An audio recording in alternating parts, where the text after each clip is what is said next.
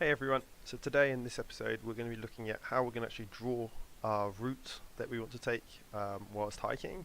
We can also look at how we can import different routes from the GPX format and edit them. And we're going to have a quick look at how we can calculate distances along our route and see how far things are apart. So let's head over to QGIS again.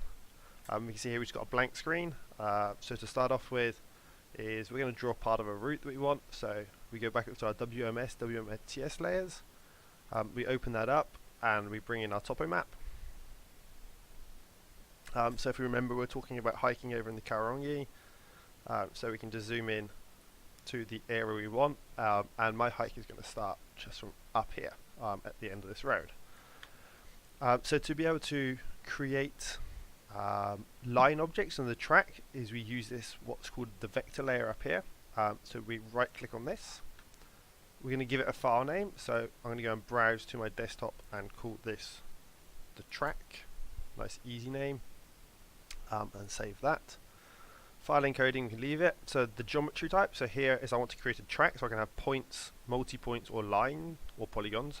In this case here we want a track, so we want to follow something along. So it's going to be a line. We can choose the coordinate system, so we'll just put it to the one we're using everywhere. So we can see down here we've got it written EPSG 2193. So we'll just choose that for keeping things the same. And we've got an Antigua field, so we just leave that as is. And then we just got to click OK, and we can start editing. So we've now seen we've got this track object's been created.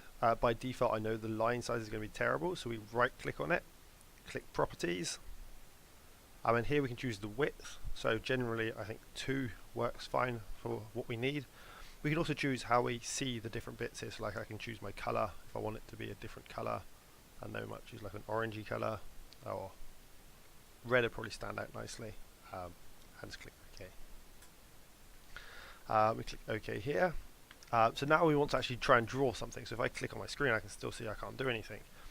So we make sure we've got the track highlighted here in the layers we want to edit, and then we click the little edit tool here.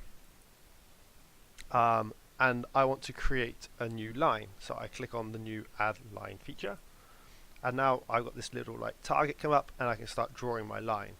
So I'm going to start drawing. So I just used my scroll button here to zoom. I'm going to start drawing things in roughly here. I'm only going to do this really quickly. You take more time to follow your track as you want it to be. You can use the arrow keys to navigate on the screen. Otherwise, if you zoom out, then zoom into the area you want to do again. That works fine as well. So I'm just left clicking each time here to draw my track, and then when I'm happy with it, you right click. So be wary, editing a line that's already been created, you can do it, I'll show you how to do it in a minute, but it's a bit more annoying, so you want to make sure you got the length that you want before making that right click. So say I want to stop here on the first one, so I'm now going to right click, and I'm just going to give that an ID. It's just a unique ID, so when we're actually doing stuff is they get their own layers, their own distances. So this is the first line we created here, so I'm just going to give it a layer of 1. The reason I'm using 1 is if we remember when I created it, it had a little field area and it said use integer values. So that's just whole numbers. So I'm going to click OK, and I can see here I've deviated quite a lot from the track. So I want to go back and edit this now. So I'm still in the edit one here, and this one here is called the vertex tool. We can see there's 2 options. There's all layers or current layer. You can edit multiple layers at once. So if I had multiple tracks going, I could edit multiple tracks at once, but you've got to make sure each layer that you've got, so that each track layer is in the edit mode up here. So I just want to, I won't touch any of those, it's the same, so I'm either editing my current layer or all layers, it's going to be the same here. So I click this button here. So now when I highlight over my track, I can see that there's vertex here, so and there's like a little plus sign in the middle here. So if I click once, I can like drag and we can see stuff come up here normally. It's not quite working, I just need 1. But if we actually want to move one, is I need to double click it. So in this case here is I want to pull this track out this way a bit and then get it to fit better here. So I'm going to double click on that plus sign. I can now drag the track to where I want it to be, and then click double left click, sorry that was, and then I left click once again to drop it. So I'm going to do the same again, so I'm going to double left click, drag it out to where I want it to be, then left click once. Double left click, drag it to where I want it to be, left click once, double left click, drag it out. And I can also do it on the vertex. If I double left click a vertex, I can actually you got to double left click and hold for the vertexes, and you can move it. And there we go, double left click and drop, double left click and hold, and I can drag it back in. So say here as well, as I also made it not quite long enough, so if I zoom back into the end here, if I go over the end of it, I can see there's a plus sign after it. So like say I want to do another one, so I double left click here, sorry, let me highlight that. So it's double left click and hold, and then I can create new parts of the line to make it go further. Cool, so that one there's done. And like say I want another line now, I'm going to click this button here again, and we're going to start off again. So I can go here, here, here. I'm just going to do this really quickly now, you've got the idea. So I'm just left clicking each time, roughly following my track, and then right click to end it. And I'm going to give this one a unique ID of 2, and I can see now I've got 2 parts to my track that we've drawn here. What we can also do is, if we go online, there's certain sites around the world that give you the GPS X format. So the GPX format is what you would upload generally to your GPS device. I found one online here of something in the region, so I'm just going to go and find it. I put it on my desktop. So it's here, it's called the Arthur Range Traverse GPX. So this is actually going to be further down here. And if I just hold this, so left click and drag it into the scene, it's going to say what parts do I want to import. So do I want to import the points and the track itself? And I'm just going to click OK. And that's going to go here, it's going to task complete, and I've got my points and my track that's come in. Again, it's going to be terribly small. I'm just going to switch my points off to begin with. It's going to be terribly small, so I'm going to right click again, click properties, and make this line just bigger.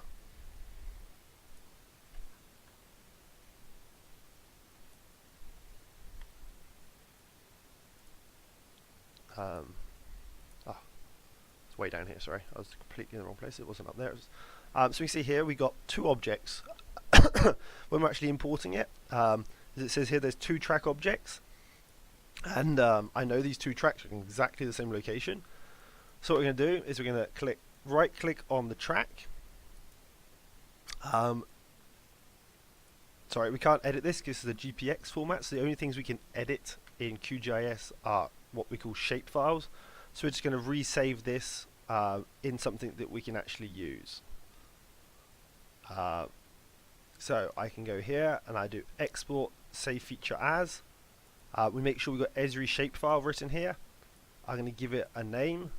So I'm back on my desktop, and I'm just going to call this Arthur. There we go. So the Arthur Range Traverse, and get rid of that .gpx, and we'll just let it build the shapefile.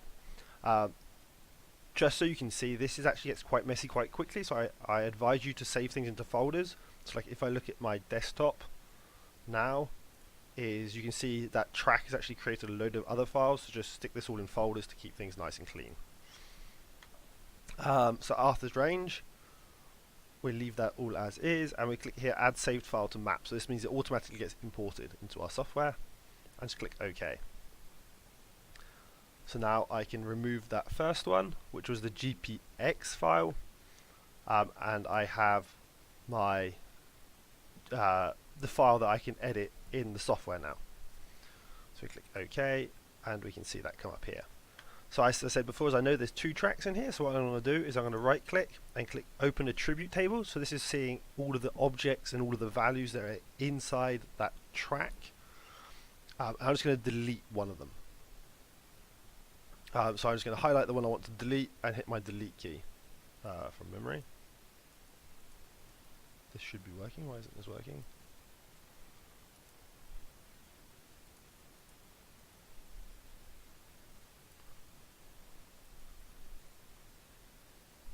Oh, I need to be in edit mode. There we go. There we go. So I just deleted it. So I've just added edit mode, and I deleted it. So now that I've just got the one, I can do as before. So we're in edit mode. We can see here we're in edit mode. And then, like, say I wanted to move some vertexes again, is I click the vertex tool and I highlight the track, and say I didn't want to go there, but I wanted to go over this side, is I double left click again and I drag it and I drop it. And say I wanted to add another vertex in, is I double left click and then I draw my new vertex, and we're all good. And when we're happy with our track and what it looks like, is we click the editing tool again and I save my changes.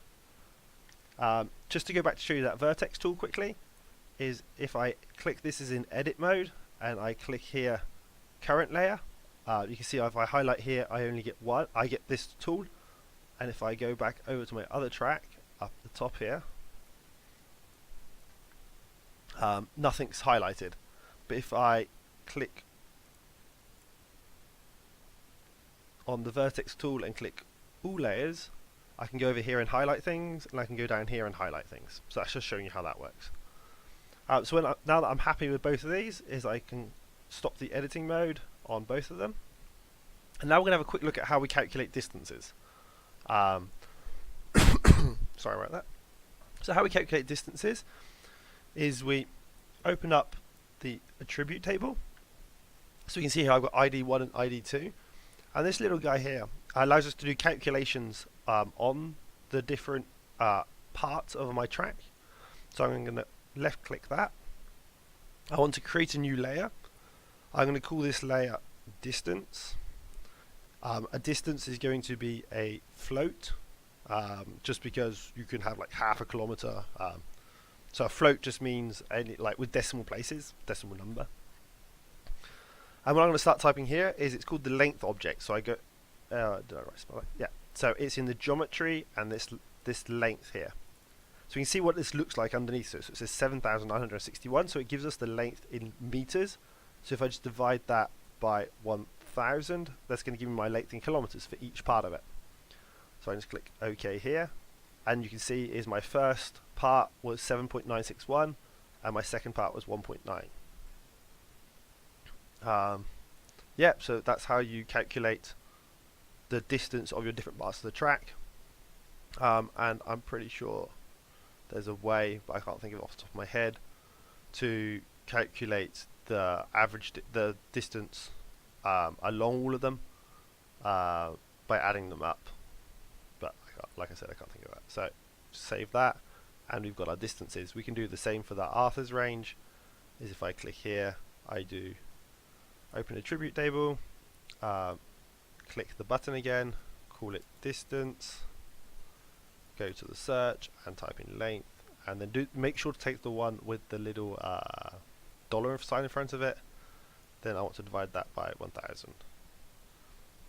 That's telling me that the Arthur's range, if we go right over to the right here, it was so no, I can delete that column because it was an integer. Decimal, there we go.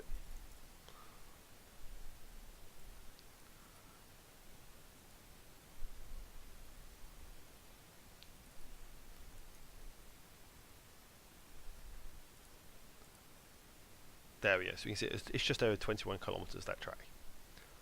That's all that we're going to be looking at today. I hope this helps. Yep, goodbye.